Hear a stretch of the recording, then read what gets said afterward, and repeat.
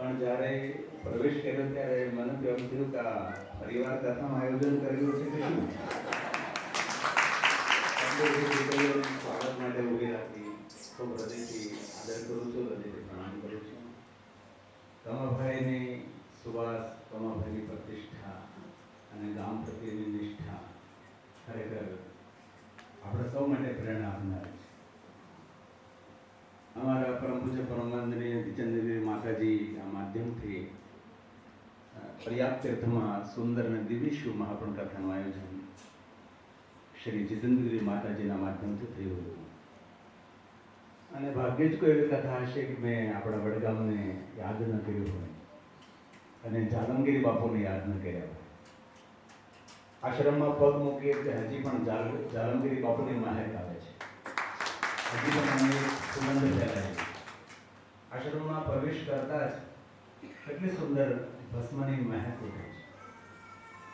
વિશેષ પ્રવચન નહીં કરતા આપ સૌ પર ભગવાન મહાદેવના ખૂબ આશીર્વાદ રહે, ગામની અંદર સંગઠન સંપ રહે અને આપ સૌ પર મહાદેવના ખૂબ આશીર્વાદ રહે. અને અમારા પરમ પૂજ્ય પરમવંદનીય જીતેન્દ્રગીરી માતાજી અને આપ સૌ પર આશીર્વાદ રહે અને અમારા માતાજી ખૂબ તંદુરસ્ત રહે, હસતા ખેલતા રહે એવી શંકર ભગવાનને ખૂબ પ્રાર્થના કરું છું. ગુરુ પરંપરાને પ્રણામ કરતા, જીતેન્દ્રગીરી માતાજીને પ્રણામ કરતા, એકતા પરિવારના દરેક વડીલોને ખૂબ હૃદયથી મારા પ્રણામ. ખરેખર સરાહનીય અને સુંદર પ્રવૃત્તિ કરી રહ્યા છે.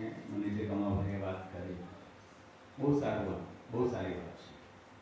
આપણી પ્રવૃત્તિને ખૂબ હૃદયથી બિરદાવું છું અને આપ સૌને ફરી ફરી મળીને ખૂબ વિશેષ લાગણીની અનુભૂતિ કરું છું. અમે તો શું કથા કરનારા, એટલે જે ગામમાં જઈને ફરીવાર અપેક્ષા રાખીએ કે આવતા કથા થાય. બસ આપ સૌના હૃદયથી મારા ઓમ નમઃ શિવાય અને હૃદયથી ઓમ નમો નારાયણ અને પુનઃ પરમ પૂજ્ય પરમવંદનીય જીતેન્દ્રગીરી માતાજીને મારા હૃદયથી પ્રણામ અને ચેતન સ્વરૂપ જાલમગીરી બાપુના હૃદયથી મારા પ્રણામ અને આપ સૌને ફરી ફરી ઓમ નમઃ શિવાય, ઓમ નમો નારાયણ. ભારત માતા કી ખૂબ ખૂબ ધન્યવાદ. બાપુ આભાર તો ના મનાય. અમારા બધી દીકરીઓનું આયોજન અમારા ભરતસિંહ ચાવડા જે આચાર્ય છે, ટૂંકી નોટિસમાં જગાભાઈ નમુભાઈ એકતા સમિતિ આયોજન કર્યું. એમને એવા આશીર્વાદ આપો કે અમારી બધી દીકરીઓ ભણે અને ડ્રોપ આઉટ ના થાય.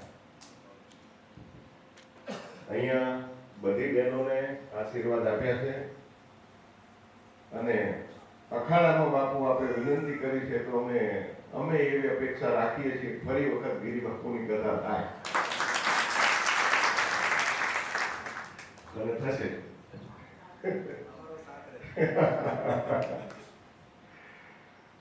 તો જયસંગભાઈ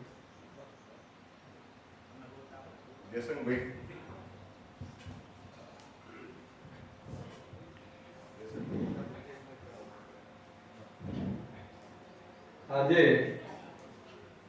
જેનું ગુજરાત નહીં પણ દેશમાં એક કથાકાર તરીકે નામ છે એવા જ્યારે આપણા અખાડાની અંદર મા ગોચરની જગ્યાની અંદર પધારેલા સંત શ્રી અને વિશ્વ પ્રખ્યાત કથાકાર એવા ગિરી બાપુને નમન. ગામ વતી બાપુ આપના ચરણોમાં હું વંદન કરું છું. સાથે સાથે આપ જે સનાતન ધર્મ માટે આખા દેશ અને દુનિયાની અંદર જે કથા કરી અને સનાતન ધર્મને આજે જે હું આપો છો એ બદલ વડગામ વતી હું આપ સાહેબને આપ સંતશ્રીને ખૂબ નમન કરું છું. ફરી વખત અમારા ગામની અંદર એક કથા વખત અને આજે પધાર્યા એટલે ગામ એકતા સમિતિ વતી પણ હું ઋણ અદા કરું છું. ફરી વખત આપે જે ઈચ્છા પ્રગટ કરી એ રીતે પણ કથાકાર તરીકે અમારા ગામની અંદર પધારો એ વિનંતી. અહીંયા આવ્યા એ બદલ એકતા સમિતિ ગામ વતી અહીંયા જે દીકરીઓ ઊભી રીતે દીકરીઓ હતી આ બહેનો વતી હું આપના ચરણોમાં મસ્તક નમાવી ગામ વતી ફરી વખત આપને નમન કરું છું. માં ગોચર માકી જય, રેવાગીરી બાપુ અને માતાજીના ચરણોમાં વંદન કરી મારી વાતને વિરામ આપું છું. ટિકિટ મળી જાય પછી કથા આપના આશીર્વાદ હશે તો એ શક્ય થઈ જશે.